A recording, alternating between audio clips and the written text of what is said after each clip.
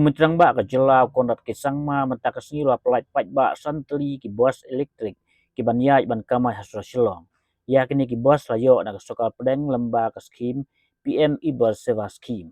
Kini ki bos kini yai ban kit ki nongret nongwan klem pen mi tedem syu ke ban penjabo ya ke mariang hrai kin pelait nak tedem pum pum bat kejing penjabo nama bakin bam dak boarding. Kini ki bos kila ban ya si spa prapo hadu aspa kilometer si sen pen bam ne chat dak bateri bat kila ban kit apsan ngut ki breu si sen ya. Wat lau mitang ba wa ong ba kini ki bos kini yarap ban pelai ya ke jing dehang kali ha kanong ba silong bat ban pensilur ki pa iba ban siong de ki bos ha ka ban sei kali hendai klempep ka jing nang mi bon ki kali kham tam ke kali he kan nang wan ra pen ban ya ke jing sakut kali ha kanong ba silong ke belakim bat la silai lepas mam. Mitang ba ola pensyai bagi pa ba kem dei ban teng ban thet ki kali elektrik nama ba kila ban penbam ne chat halayeng ro. Kanong ba silong gayo yang jing bang pisa ban thet san po tuli ki bos elektrik na kan ki skim PM Iber Seva Scheme. Hendai la pelait menta tang san tuli shwa. Shwa kan ne la dep thet khasan tuli ki bos na kalai po tuli ki bam da ki diesel. Bat kini ki bos ki ayat ban kamai menta hanong ba silong. But kumbasan pengut ay samla kaya okam na kini ki bos. As you're aware that public transportation has been one of the biggest challenges for us in the city, and we have been experimenting with different models at different levels, whether it is the school buses with the stems or whether it is trying to bring out new systems in the public transportation, the buses that we have, and now with the e-buses, different mechanisms are being piloted and experimented, and slowly and steadily we are seeing that we are coming out with a model that is more adaptable and tailor-made for the needs of our city. And the ultimate goal of this entire process is really to figure out how we can decongest the city, how we can ensure that people will use public transport more than the personal vehicles, so that the congestion in the city can reduce, and that, of course, as we know, has got multiple benefits for everyone. So I'm very happy today that the e-buses are being launched, and of course we will see more of these buses coming up, and I'm sure that slowly and steadily we will see the impact of this kind of a system coming into place, which will lead to ultimately the desired decongestion and reducing the traffic issues that we have in the city in the days to come. Apart from all of this, you're aware that the different parking lots are coming up in different areas, and very soon we'll be inaugurating many more of the parking lots, especially the one that you've seen next to the additional Secretariat building. That, as you can see, that in the beginning there were not many vehicles, but today it's almost about 70%, 80% full. So it's really showing that transition and the change that we wanted to see to ensure that, as I said, with the larger goal of decongesting the city. So we are actually seeing the impact now, and I hope that the efforts will continue and we will be able to really see that change that we would like to see in the long run. And as you are all aware that our administrative city also, in terms of our secretariat for the time being, is coming up in the Modernizing area, and we are working towards creating multiple routes to connect to the new secretariat city. And that also, as I said, will lead to a huge decongestion, because we expect that large number of vehicles as well as overall administrative work to a large extent will shift there, which will decongest Shillong city. We are working, as I said, towards creating a 4-lane that will connect straight from the existing city into the new administrative city, and also other routes are being worked out and some routes already are in place. So all this complex network is being done with the aim to ensure that we can actually implement and have smooth traffic transition in the future when it comes to the new Shillong city area. It means the new administrative city. And as you can see, I also use an electric vehicle. And, simple questions people ask me, but where's the charging station? And you'll be surprised to know that's the first question people ask, that, but where do we charge? And a lot of people don't know, actually you charge at home, because there's a simple system. It's like charging your mobile. So it's not that you need a charging station to charge your vehicle. You just put in a small machine. It's really small, and wherever you park your vehicle or keep it, it just fits there. And it's a very simple system. So a lot of people don't realize that you don't need to go to a charging station to charge your vehicle. You charge it at home. That's what we do. And you'll be surprised to know that last time I drove from here to Cherrapunji, to Sora, and going to Sora and coming back, it showed that I had covered about 70 kilometers I had used. And you'll be surprised again to know, because a lot of people say, well, it's more than that, because you end up, the distance is much more than that, going and coming.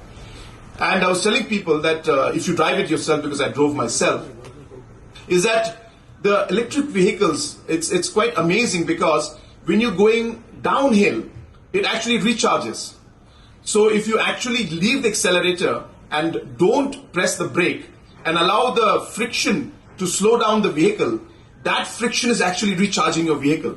So if you actually are able to control the way you drive your vehicle, the utility of the battery and the way you are, you actually recharge. So my point being, if you're going from here to Guwahati, you will show utility if you can do it well, that is, manage it well. You will show only about 30-40 kilometers of utility. But while coming up, yes, you will consume much more. So on an average, really electric vehicle also requires a bit of training for the drivers to drive. Why I'm sharing this with you is that a lot of misconception is there among people. First, where do we charge? So you charge at home. Second, is it possible in hill area? Because it's up and down, is it very much it is possible. Because you recharge, because of the friction, your battery recharges. And therefore, that's the upside of having an electric vehicle in a hill area. So we was Seva round 3. So we got a sanction for 50 buses in total. So 50 is the total number of buses. And these buses will be, the way in which these buses will operate is very different from the way in which the previous red buses have been operated. I think that is the most important. One is, of course, the buses are electric, the buses are green, the buses are more efficient. All that is known. But what is, I think, not known is the way in which the buses will operate. Previously, the buses were operating on a model of collecting revenue from the bus operators. So whoever is operating the buses has to pay Muda a certain amount of money.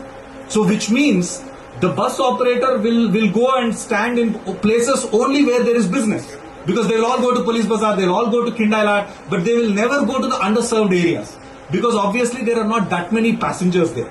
And secondly, the problem with the previous model is that the buses don't run on a schedule. Because the bus waits till all the passengers are full, because they have to get the money through the fare. But in this model, which is called the GCC model, under this model, the model is that the bus is the buses or the operator is paid based on their fulfillment of certain criteria of operation. What are the criteria? The criteria is you should run the bus. The bus should be at the bus stop every 15 minutes. Whether there are people, whether there are no people, the buses are GPS operated. The bus has to be there at the stop every 15 minutes. If the bus is not reaching there at the stop, the money will be deducted from their payment. So here the operator is paid by the authority, which is in this case Muda, and of course the money is coming partly from state government and partly from Government of India. In fact, majority of the money is coming from the state government, but a substantial percentage is coming from Government of India under the PM E-Bus Seva scheme. So therefore there is an incentive for the operator to run the buses more as a public service than as a way to make money. So this is the big change, and of course this change has been brought in by Government of India. So in this model, so now globally this is the model, so that the bus operators run the buses as a public service, as a utility that is available for the public. So the bus will come. Whether there is all of us who have traveled to, even many of Indian cities have this now regularity of buses abroad. So where even if there's one passenger, two passenger, the bus comes and the bus goes on time. It's not that the bus is waiting for more passengers and all that method. So that is the big transition that this system is going to have. And again, we have already piloted this system through the new diesel buses which we launched. We got a fleet of 30 diesel buses also. Out of them, 15 of them have been on the road for the last almost 3 to 4 months. And I'm very happy to report, sir, because all these buses, the diesel buses also are on they're all GPS tagged and all the tickets are given online. We have created employment of, with just 15 buses, we have created employment of close to 50 people. So all are our local boys and girls who operate these buses. And we also have a dashboard where every day, every second, we see how many people are using the service. So when we started the diesel buses, those 15 buses on the route from IM, from Negrims basically to Upper Shillong, we started off with 300 people using those buses every day. As of yesterday, the average is 3,000. 3,000 people are using this service every day. And we have data, we know, which routes, etc., etc. So similarly, when we run these buses, we have identified 4 major routes in the city. So the buses will crisscross. And in 6 months' time, our goal is to have a fleet of 150 buses, a combination of diesel and electric. So these buses will run regularly. They will be available on time. And we expect at least 60,000 people in the city on a day-to-day basis, which means most of the people who are commuting around to be able to use this service.